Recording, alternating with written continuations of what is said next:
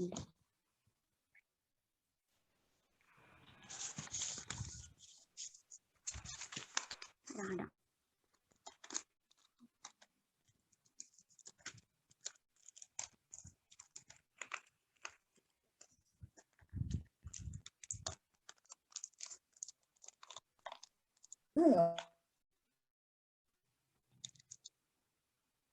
Mana yang aku masuk ya?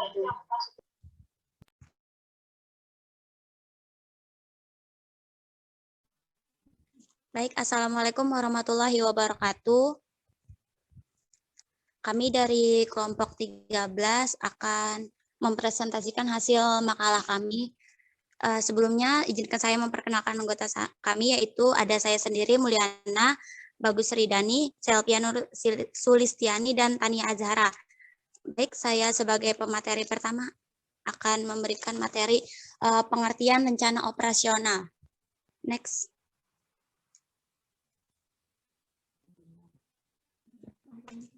Rencana operasional adalah rencana yang memberikan rincian tentang bagaimana rencana strategis itu akan dilaksanakan. Rencana operasional atau biasa disebut planning rencana yang lebih operasional dan merupakan rencana jangka pendek. Apakah suara saya terdengar? Terdengar ya. Oke, lanjutlah. Tujuan operasional merupakan jabaran dan tahap-tahapan untuk mencapai tujuan strategik. Renov disusun oleh unit-unit atau individu staf yang ada dalam struktur organisasi sekolah dan mengacu pada program yang relevan dengan tugas pokok dan fungsi masing-masing. Renov berfungsi sebagai alat yang digunakan oleh masing-masing unit penyusun sebagai satu, penjamin bahwa program pengembangan akan terrealisasi dalam kegiatan operasional sekolah sehari-hari. 2, pedoman pelaksanaan kegiatan semesteran, bulanan, mingguan, dan harian. Dan yang ketiga, justifikasi rinci penyusunan rencana anggaran dan belanja tahunan. Yang B, komponen-komponen rencana operasional sekolah. Komponen-komponen rencana operasional sebenarnya tidak jauh berbeda dengan program pengembangan yang dirumuskan dalam dokumen Renstra. Perbedaan pokok antara keduanya terletak pada kurun waktu kegiatan dan rincian dari masing-masing komponen itu. Komponen-komponen Renov meliputi 1, latar belakang dan rasional. Latar belakang dan rasional menguraikan secara ringkas dan padat mengenai alas atau argumentasi yang mendasari kegiatan yang diusulkan.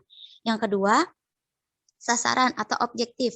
Sasaran adalah hasil yang akan dicapai secara nyata oleh sekolah atau unit yang ada di sekolah dalam rumusan yang lebih spesifik, terukur dalam kurun waktu 1 tahun. Dalam sasaran dirancang pula indikator sasaran, yaitu tingkat keberhasilan pencapaian sasaran untuk diwujudkan pada tahun bersangkutan. Yang ketiga, indikator kinerja. Indikator kinerja adalah ukuran kuantitatif dan kualitatif yang menggambarkan tingkat pencapaian suatu sasaran atau tujuan yang telah ditetapkan. Indikator kerja harus merupakan sesuatu yang akan dihitung dan diukur serta digunakan sebagai dasar untuk menilai atau melihat tingkat kinerja baik dalam tahap perencanaan, pelaksanaan, tahap setelah kegiatan selesai dan berfungsi, serta untuk meyakinkan bahwa kinerja hari demi hari organisasi atau unit kerja yang bersangkutan menunjukkan kemajuan dalam rangka dan atau menuju tujuan serta sasaran yang ditetapkan. Mungkin itu saja materi dari saya, akan dilanjutkan oleh pemateri selanjutnya. Terima kasih.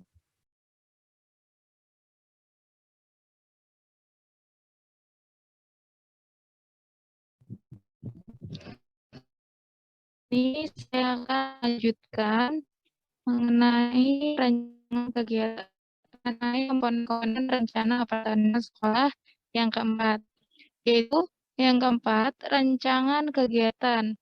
Nah, ini maksudnya yaitu jenis dan tahap-tahap pekerjaan yang akan dilaksanakan untuk mencapai tujuan operasional selama tahun. Selanjutnya ada sumber daya dan dana dibutuhkan. Ini terbagi dua, yaitu yang pertama jenis dan kualifikasi sumber daya manusia, sarana dan prasarana, dan informasi yang dibutuhkan dalam implementasi kegiatan. Selanjutnya, yaitu jumlah dan sumber dana yang dibutuhkan untuk mengadakan pengadaan peningkatan kualitas, pemeliharaan, dan pengoperasian sumber.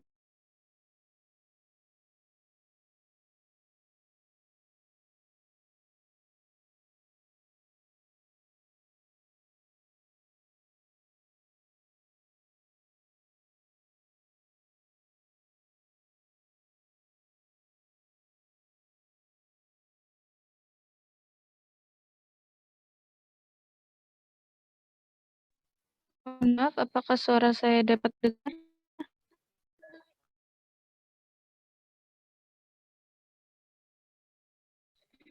Saya lanjutkan, yaitu tentang jadwal kegiatan. Nah, ini menjelaskan tentang kerja akan batas tugas. Yang ketujuh yaitu penanggung jawab kegiatan, yaitu pejabat atau staf yang bertanggung jawab ke pelaksanaan.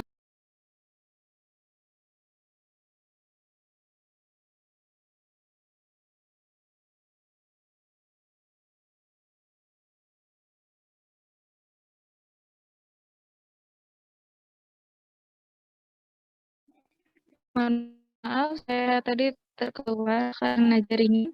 Selanjutnya saya lanjutkan. Di sini saya akan menjelaskan tentang pentingnya pengembangan rencana pengembangan atau RPS. Nah, pengembangan sekolah merupakan usaha yang dilakukan sekolah dalam mengembangkan sekolah atau hal yang utama yang harus dilakukan secara terus-menerus dalam meningkatkan kualitas sekolah. Nah, perlu diketahui bahwa titik tumpu pengembangan sekolah ini berada di tangan kepala sekolah yang diberikan wewenang dan tanggung jawab untuk mengelola sumber daya sekolah dan potensi yang ada di sekolah. Nah, kemudian ada beberapa hal yang perlu diperhatikan. Yang pertama ada potensi sumber daya sekolah. Yang kedua ada kelemahan dan ancaman terhadap pelaksanaan program. Ketiga ada peluang yang ada untuk dijadikan dasar penentuan program. Keempat, ada keterlibatan stakeholder dalam penyusunan RPS. Kelima, ketepatan pemilihan prioritas program yang akan dikembangkan di dalam RPS. Nah, semakin baik RPS disusun, maka akan memberikan kemudahan dan kepastian bagi sekolah untuk melangkah dalam rangka perbaikan dan pengembangan sekolah. Nah, rencana pengembangan sekolah atau RPS ini merupakan salah satu wujud dari salah satu fungsi manajemen sekolah yang sangat penting yang harus dimiliki sekolah. Nah, RPS ini berfungsi untuk memberi arah dan bimbingan bagi para pelaku sekolah dalam rangka menuju tujuan sekolah yang lebih baik, berupa peningkatan dan pengembangan, dengan resiko yang kecil dan untuk mengurangi ketidakpastian masa depan. Nah, berdasarkan pada ketentuan peraturan perundangan yang berlaku, khususnya pada Peraturan Pemerintah Nomor 19 Tahun 2005 tentang Standar Nasional Pendidikan atau SNP, setiap sekolah pada semua satuan, jenis dan jenjang pendidikan harus memenuhi SNP tersebut. Nah, salah satu upaya untuk mencapai SNP, setiap sekolah ini wajib membuat RPS. RPS wajib dibuat oleh semua sekolah, baik yang termasuk kelompok rintisan, potensial, nasional, maupun internasional. RPS harus dimiliki oleh setiap sekolah sebagai panduan dalam penyelenggaraan pendidikan, baik untuk jangka panjang, yaitu 20 tahun, menengah 5 tahun, maupun pendek 1 tahun, dengan format RPS yang sama. Perbedaan ini terletak pada isi, kedalaman, dan luasan atau cakupan program sesuai dengan kondisi sekolah dan tuntutan masyarakat sekitarnya. Nah, standar nasional pendidikan yang harus dicapai oleh tiap sekolah tersebut meliputi standar kelulusan, kurikulum, proses, pendidikan dan tenaga kependidikan, sarana dan prasarana, pembiayaan, pengelolaan, dan penilaian pendidikan. Nah, sangat dimungkinkan suatu sekolah telah memenuhi standar kelulusan, tetapi fasilitasnya belum standar atau sebaliknya. Suatu sekolah sekarang kondisinya kurang dalam standar fasilitas seperti ruang kelas, laboratorium, buku, dan lain sebagainya, dan secara bertahap akan dipenuhi dalam kurun waktu tertentu. Rencana pengembangan sekolah ini dibuat berdasarkan peraturan perundang-undangan yang berlaku, yaitu Undang-Undang Nomor 25 Tahun 2005 tentang Sistem Perencanaan Pembangunan Nasional. Undang-Undang Nomor 20 Tahun 2003 tentang Sistem Pendidikan Nasional dan Peraturan Pemerintah Nomor 19 Tahun 2005 tentang Standar Nasional Pendidikan dan Rencana Strategis Departemen Pendidikan Nasional tahun 2005 sampai 2009. Nah, demikian yang dapat saya sampaikan. Selanjutnya akan disampaikan oleh pemateri berikutnya. Terima kasih. Materi selanjutnya yaitu langkah-langkah penyusunan rencana operasional dalam RPS. Jadi langkah yang pertama itu melakukan analisis lingkungan operasional sekolah. Jadi analisis ini lebih menitik beratkan kepada lingkungan sekolah saja yang cakupannya lebih sempit dan berpengaruh langsung kepada operasional sekolah, yaitu menganalisis terhadap kebutuhan masyarakat atau daerah, potensi sekolah, potensi masyarakat sekitar, potensi geografis sekitar sekolah, potensi ekonomi masyarakat sekitar sekolah, dan potensi lainnya. Langkah kedua yaitu melakukan analisis pendidikan sekolah saat ini. Ini merupakan suatu analisis atau kajian yang dilakukan oleh sekolah untuk mengetahui semua unsur internal sekolah yang akan dan telah mempengaruhi penyelenggaraan pendidikan dan hasil-hasilnya. Analisis ini lebih menitik beratkan kepada analisis situasi pendidikan di sekolah yang bersangkutan. Unsur internal mengenai kondisi saat ini yaitu tentang PBM, guru, kepala sekolah, tenaga TU, laporan, tenaga perpustakaan, fasilitas atau sarpras, media pengajaran, buku, peserta didik, kurikulum, manajemen sekolah, pembiayaan dan sumber dana sekolah, kelulusan, sistem penilaian evaluasi, peran komite sekolah, dan sebagainya. Langkah yang ketiga itu melakukan analisis pendidikan sekolah 1 tahun ke depannya, yang diharapkan. Pada dasarnya analisis ini sama dengan yang dilakukan untuk analisis sebelumnya di Renstra. Bedanya di sini untuk jangka waktu 1 tahun. Sekolah melakukan suatu kajian atau penelaahan tentang cita-cita potret sekolah yang ideal di masa datang, khususnya dalam 1 tahun mendatang. Langkah keempat, menentukan kesenjangan antara situasi sekolah saat ini dan yang diharapkan 1 tahun ke depan. Dalam menentukan kesenjangan ini, pada dasarnya sama ketika menyusun Renstra atau rencana strategi. Setelah melakukan analisis berdasarkan pada hasil sekolah saat ini dan analisis kondisi sekolah yang ideal tadi, maka selanjutnya sekolah dapat menentukan kesenjangan yang terjadi antara keduanya. Kesenjangan itulah merupakan sasaran yang harus dicapai atau diatasi dalam waktu 1 tahun, sehingga apa yang diharapkan sekolah secara ideal dapat dicapai. Langkah yang kelima, merumuskan tujuan sekolah selama 1 tahun ke depan, disebut juga dengan sasaran atau tujuan situasional 1 tahun.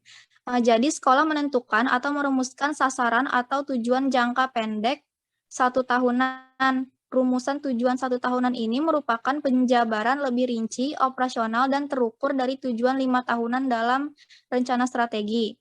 Langkah yang keenam, mengidentifikasi fungsi-fungsi atau urusan-urusan sekolah untuk dikaji tingkat kesiapannya.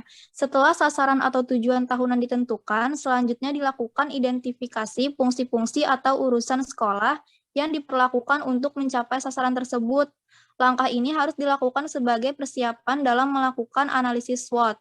Langkah yang ketujuh, melakukan analisis SWOT, yaitu analisis SWOT ini dilakukan dengan maksud untuk mengenali tingkat kesiapan setiap fungsi dari keseluruhan fungsi yang diperlukan untuk mencapai sasaran yang telah ditetapkan. Oleh karena itu, tingkat kesiapan fungsi ditentukan oleh tingkat masing-masing faktor yang terlibat pada setiap fungsi. Maka analisis SWOT dilakukan terhadap keseluruhan faktor dalam setiap fungsi tersebut, baik faktor internal maupun eksternal. Langkah selanjutnya akan disampaikan oleh pemateri berikutnya. Ya, selanjutnya yang ke-8, merumuskan dan mengidentifikasi alternatif langkah-langkah pemecahan persoalan. Berdasarkan hasil analisis yang telah dilakukan untuk sasaran pertama, maka dapat diidentifikasi kelemahan dan ancaman yang didapat oleh sekolah pada hampir semua fungsi yang diberikan. Pada fungsi PBM, yang menjadi kelemahan adalah siswa kurang disiplin, guru kurang mampu memberdayakan siswa, dan umumnya tidak banyak variasi dalam memberikan bahan pelajaran di kelas, serta waktu yang digunakan kurang efektif. Kemudian yang ke-9, menyusun rencana program. Pada pembagian sebelumnya telah disebutkan bahwa untuk memecahkan persoalan yang sama, Masing-masing sekolah dapat menentukan alternatif pemecahan persoalan yang berbeda-beda sesuai potensi yang dimiliki sekolah.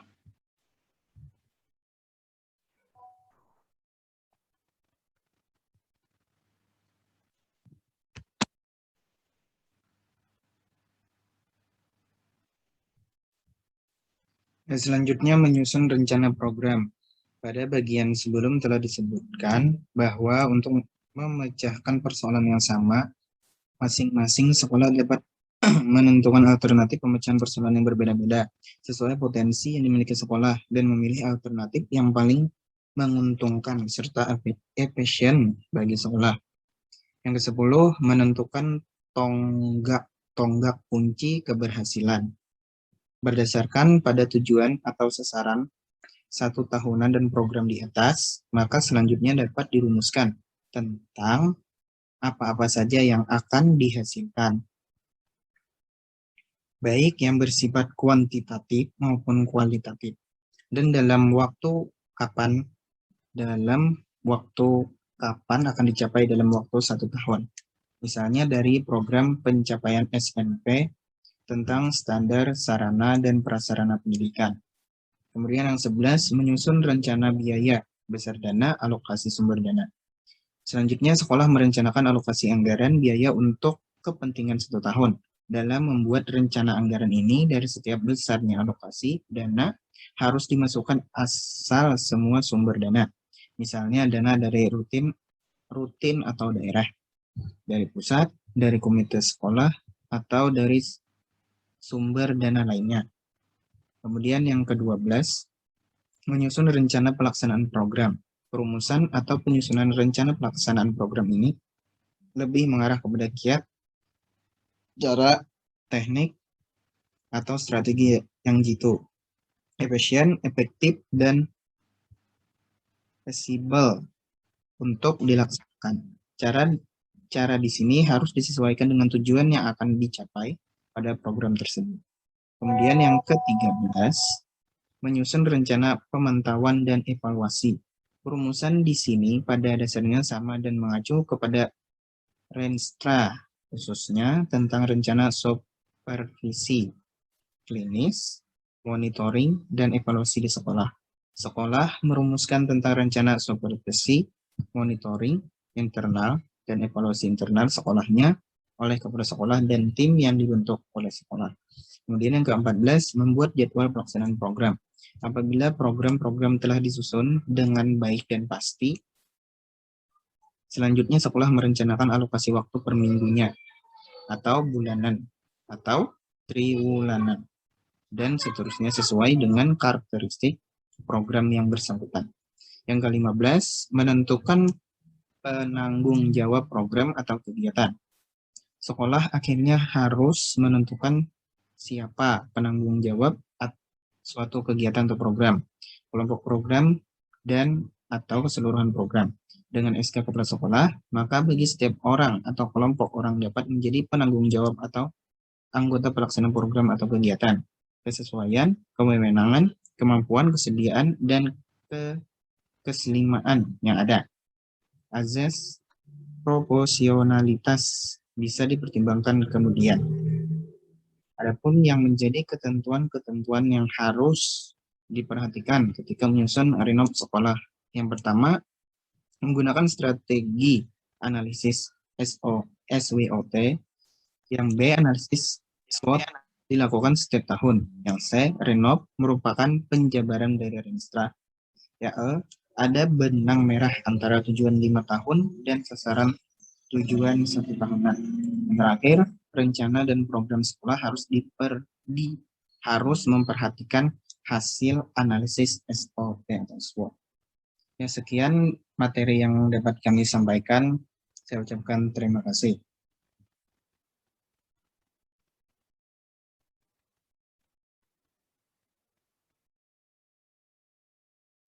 Baiklah, selanjutnya.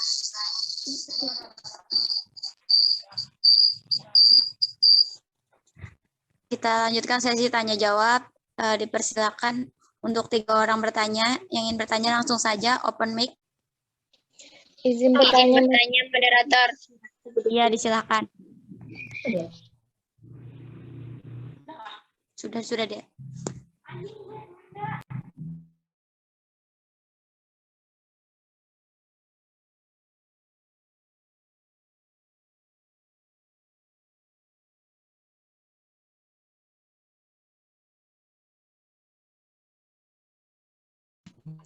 Baik, Assalamualaikum warahmatullahi wabarakatuh. Perkenalkan, nama saya Nur Musdalifah, saya dari kelompok 4. Jadi pertanyaan saya, tadi kan dalam makalah kalian bagian C mengenai pentingnya pengembangan rencana pengembangan sekolah. Jadi di situ dijelaskan bahwa pengembangan RPS itu sangatlah penting. Jadi pertanyaan saya, apa sih dampak dari jika RPS itu tidak dikembangkan maupun tidak dilaksanakan dengan baik? Sekian pertanyaan dari saya. Izin bertanya moderator. Ya, dipersilakan jangan lupa bertanya ditulis di kolom chat ya.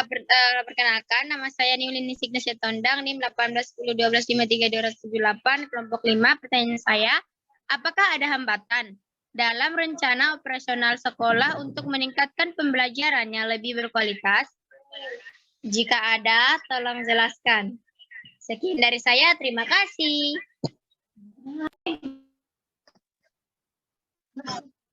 Izin bertanya moderator. Iya, dipersilakan. Assalamualaikum warahmatullahi wabarakatuh. Perkenalkan, nama saya Damayanti, 1510125327. Pertanyaan saya, apakah ada hubungan antara rencana strategi, rencana operasional, dan SP4? Sekian dari saya, terima kasih. Baiklah, mungkin untuk sesi 1 3 pertanyaan dulu pada kelompok.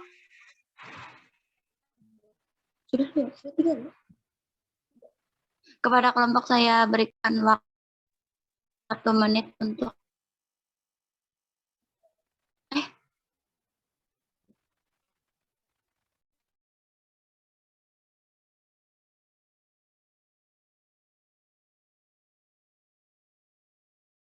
Guys, sudah di SS kah?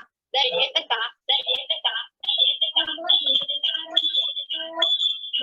sudah di SS kah? Guys, sudah di SS kah? sudah naik. Thank you for watching.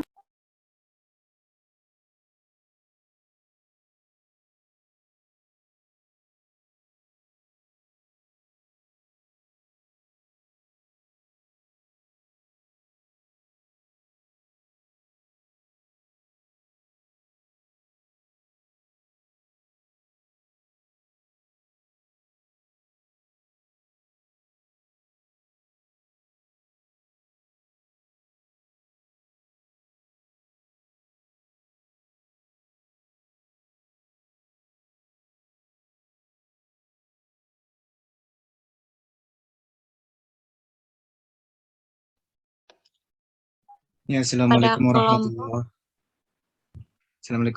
wabarakatuh.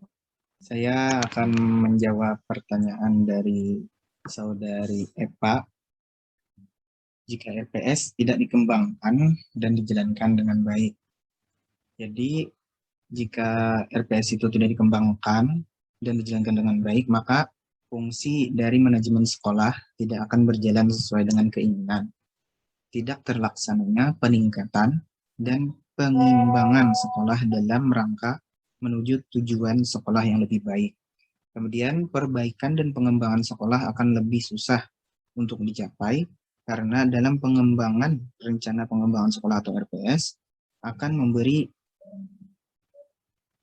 memberi kemudahan dan kepastian bagi sekolah untuk melangkah dalam rangka perbaikan dan pengembangan sekolah itu sendiri. Nah, sekian jawaban dari saya, semoga penanya dapat menerima. Baiklah, terima kasih atas jawabannya. Apakah dari kelompok ada yang ingin menambahkan?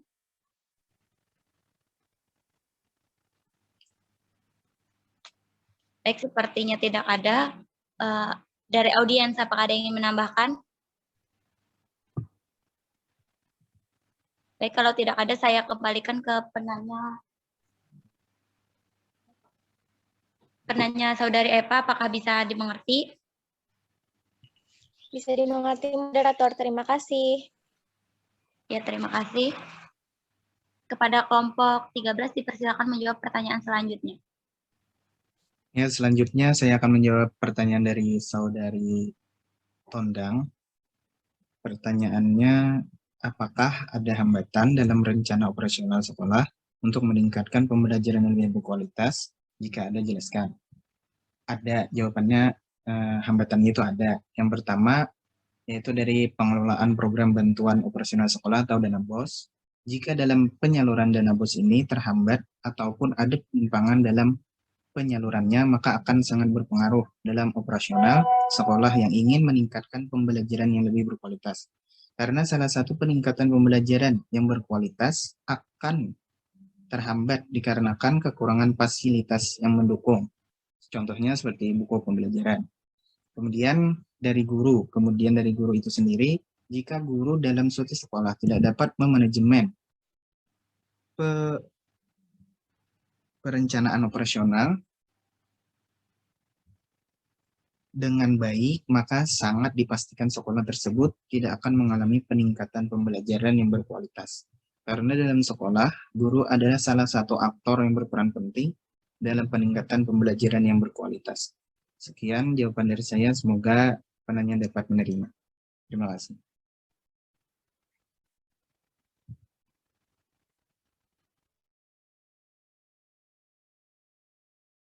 Baik, terima kasih atas jawabannya. Apakah dari kelompok ada yang ingin menambahkan lagi? Izin menambahkan, moderator. Iya, dipersilakan. Di sini saya ingin menambahkan jawaban dari pertanyaan Nia tadi. Pertanyaannya, apakah ada hambatan dalam rencana operasional sekolah untuk meningkatkan pembelajaran yang berkualitas? Jadi menurut Dr.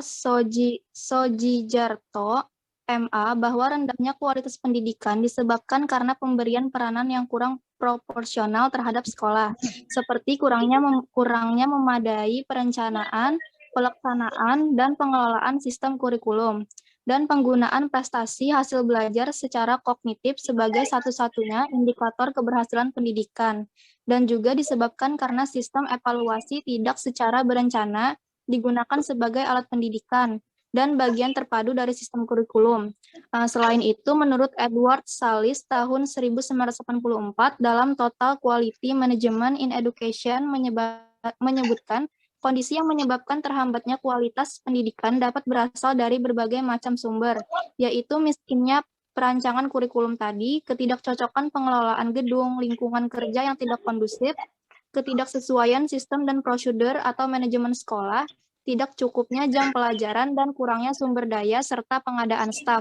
Mungkin itu saja jawaban dari kelompok kami. Terima kasih. Baik, terima kasih kepada audiens. Apakah ada yang menambahkan?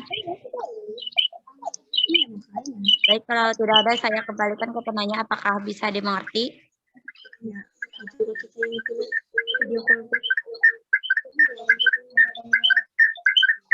Sepertinya sudah bisa dimengerti. Kepada kelompok 13, silakan menjawab pertanyaan terakhir. Izin menjawab pertanyaan dari Damai, moderator. Ya, dipersilakan. Baik, jadi tadi pertanyaan Damai, apakah ada hubungan antara rencana strategi, rencana operasional, dan SP4?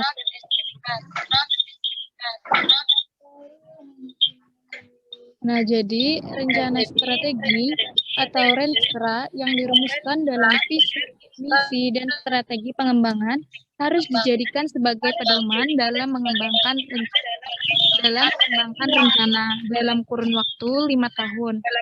Nah, dalam Renstra, rencana strategi ini mencakup program kerja, sasaran, dan tahapannya. Dan dari Renstra atau rencana strategi kemudian dipilih menjadi Renov atau rencana nasional yang dalam kurun waktu 1 tahun yang berisi proyek atau kegiatan, sasaran, data, dan alasan pendukungnya.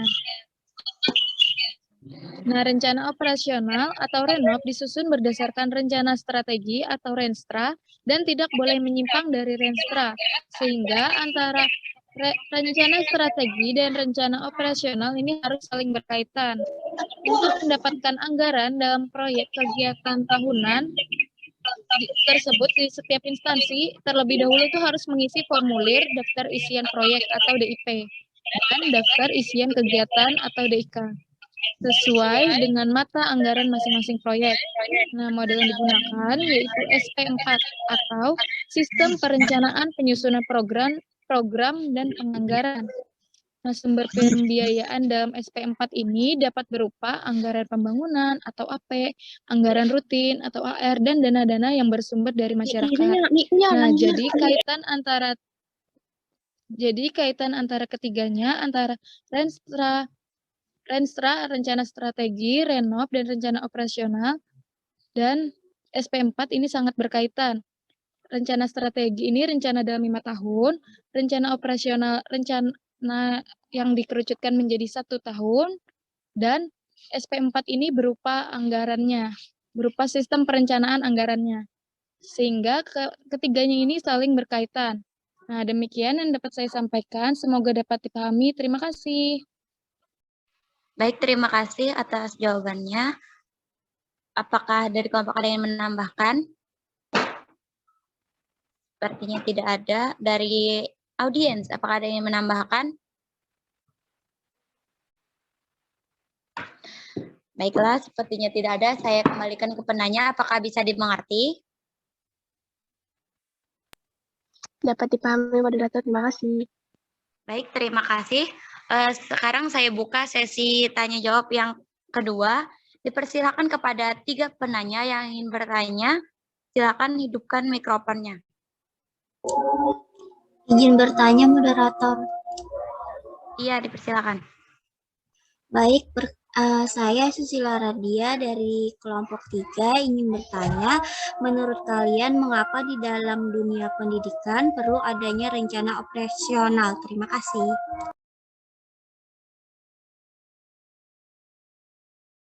Baik, terima kasih atas pertanyaannya. Jangan lupa untuk menuliskan pertanyaannya kembali di kolom chat kepada audiens lain. Apakah ada yang bertanya?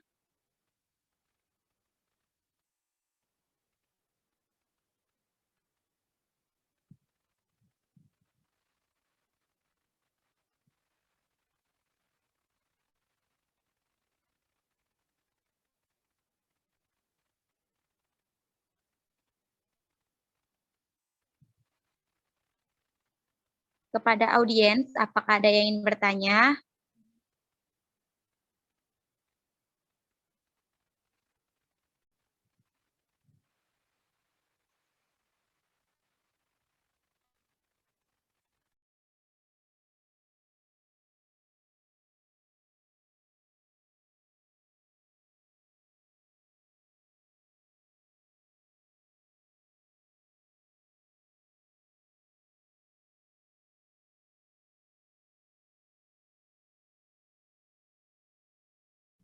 Izin bertanya, moderator. Iya, dipersilakan. Sebelumnya perkenalkan, nama saya Julaiha dari perwakilan kelompok 12. Di sini yang ingin saya tanyakan, tadi kan di dalam makalah sudah disebutkan langkah-langkah menyusun rencana operasional dalam RPS. Selain dengan langkah-langkah tersebut, dalam menyusun rencana operasional harus dengan sasaran yang tepat. Jadi, bagaimana kriteria sasaran yang tepat tersebut? Sekian, terima kasih. Baik, terima kasih kepada Saudari Julaiha atas pertanyaannya. Kepada audiens lain, apakah ada yang ingin bertanya?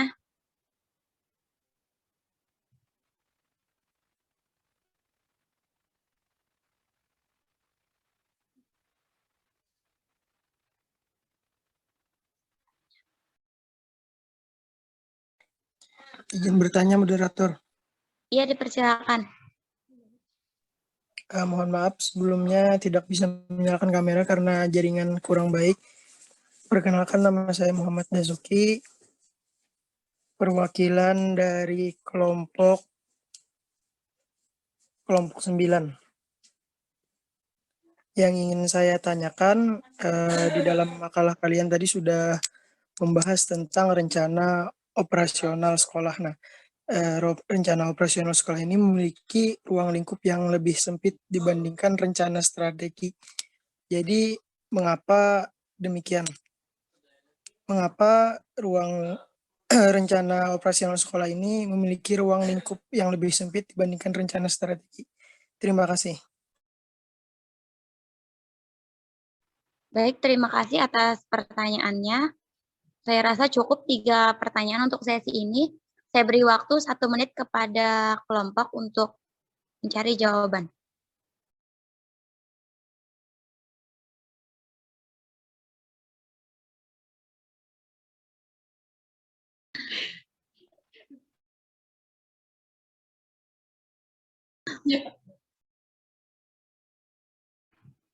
Baiklah, saya di sini akan mencoba menjawab pertanyaan dari Susila Radia. Pertanyaannya tadi, mengapa di dalam dunia pendidikan perlu adanya rencana operasional? Perencanaan sekolah penting dilakukan untuk memberikan arahan dan membimbing para pelaku pendidikan dalam rangka menuju perubahan atau tujuan yang lebih baik, seperti peningkatan dan pengembangan, dengan resiko yang kecil untuk mengurangi ketidakpastian masa depan. Tadi sudah disebutkan bahwa rencana operasional berfungsi sebagai alat yang digunakan oleh masing-masing unit penyusun sebagai penjamin. Yang pertama, penjamin bahwa program pengembangan akan terrealisasi dalam kegiatan operasional sekolah sehari-hari. 2, pedoman pelaksanaan kegiatan semesteran, bulanan, mingguan, harian. Dan yang ketiga, justifikasi rinci penyusunan rencana anggaran dan tahunan. Maka dari itu, rencana operasional penting bagi suatu organisasi karena rencana operasional harus dilakukan sebagai rujukan penting dalam menyusun program kerja, kegiatan operasional, dan langkah-langkah taktis untuk kurun waktu tertentu. Pencapaian mutu pendidikan wajib dilaksanakan pada proses penyelenggaraan pendidikan dengan berfokus pada relevansi akademik, atmosfer, pengelolaan internal terpadu, efisiensi dan produktivitas, serta kepemimpinan yang handal. Karena itu, perencanaan strategi dan perencanaan operasional setidaknya harus sistematis dan memiliki tolak ukur yang jelas, melibatkan seluruh unsur organisasi, menghasilkan perencanaan program yang terarah, realistis, berkelanjutan, dan dapat dijabarkan secara teknis. Mungkin itu saja dari saya. Apakah dari kelompok ada yang menambahkan? Baik, sepertinya tidak ada. Apakah dari audiens ada yang ingin menambahkan?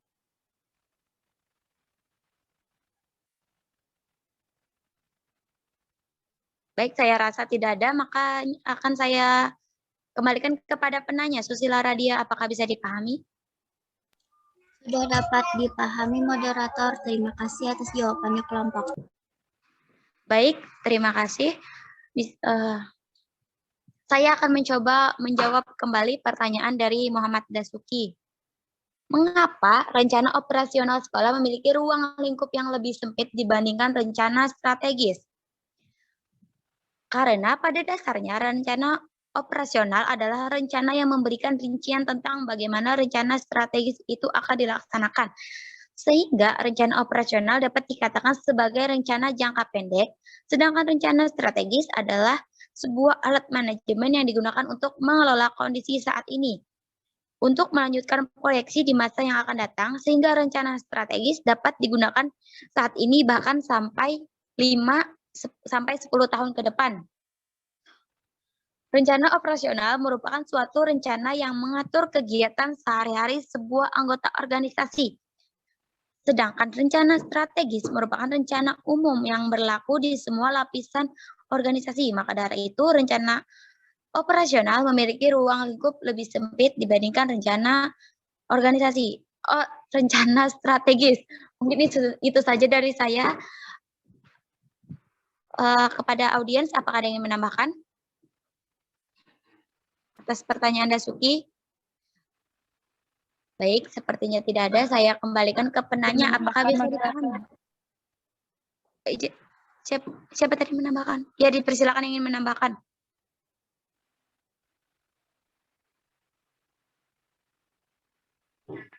Baik, di sini saya tentang pertanyaan dari Dasuki tadi, yaitu tentang rencana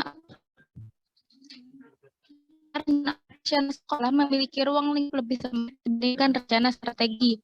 Nah, seperti yang saya jelaskan, menjawab dari pertanyaan kami tadi, bahwa strategi atau renstra dirumuskan dalam visi dan strategi pengembangan. Nah, yang dijadikan sebagai pedoman dalam pengembangan rencana dalam kurun waktu 5 tahun. Sedangkan rencana operasional dikerucutkan dari rencana strategi. Kalau rencana strategi itu 5 tahun, sedangkan rencana operasional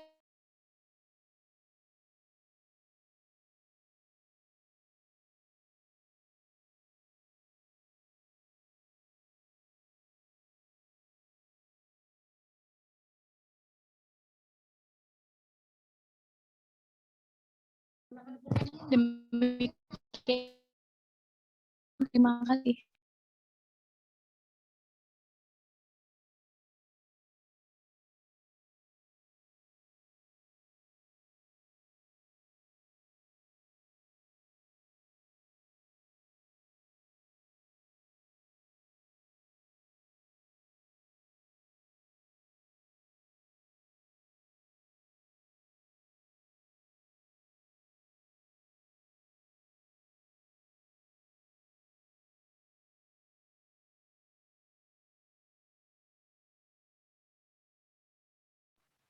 Baik, kepada audiens, apakah ada yang menambahkan?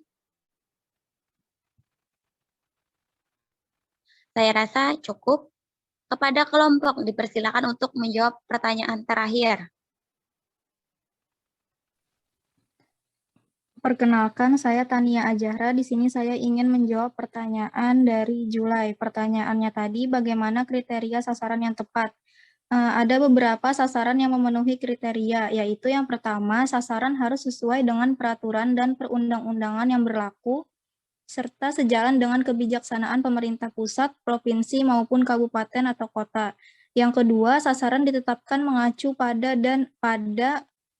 milestone, pencapaian visi, misi, tujuan sekolah, strategi, serta kebijakan dan tujuan yang dituangkan dalam rencana strategi sekolah. Yang ketiga, sasaran harus dapat dijabarkan ke dalam sejumlah indikator kinerja. Selanjutnya, sasaran harus mengacu pada masalah-masalah yang teridentifikasi dalam telaah diri dan merupakan upaya yang dikembangkan untuk menjawab isu-isu strategik. Selanjutnya, sasaran harus merupakan tindak lanjut dari pengalaman atau permasalahan yang teridentifikasi pada tahun sebelumnya. Yang selanjutnya, spesifik atau sasaran yang menggambarkan hasil spesifik yang diinginkan dan bukan cara pencapaiannya. Yang ketujuh, dapat dinilai dan terukur. Sasaran harus terukur dan dapat digunakan untuk memastikan apa dan kapan pencapaiannya. Selanjutnya, menantang namun dapat dicapai, tetapi tidak boleh mengandung target yang tidak layak. Kriteria terakhir, berorientasi pada hasil. Sasaran harus menspesifikasikan hasil yang ingin dicapai. Mungkin itu saja jawaban dari saya. Terima kasih. Baik, terima kasih. Apakah dari kelompok ada yang menambahkan lagi?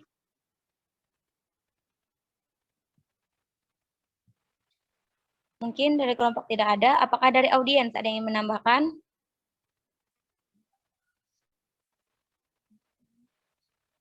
Baik, sepertinya tidak ada. Saya kembalikan ke penanya. Saudari Julaiha, apakah bisa dimengerti? Sudah dapat dimengerti, moderator. Terima kasih. Baik, terima kasih karena sudah terjawabnya semua pertanyaan sesi 1 dan sesi 2. Saya rasa cukup untuk presentasi kita hari ini. Saya notulen mewakili kelompok dan saya moderator mewakili notulen dan kelompok. Memohon maaf apabila di dalam presentasi terdapat salah-salah kata dan perbuatan. Saya akhiri. Wassalamualaikum warahmatullahi wabarakatuh. Waalaikumsalam warahmatullahi wabarakatuh. Terima kasih kelompok notulen moderator. Waalaikumsalam.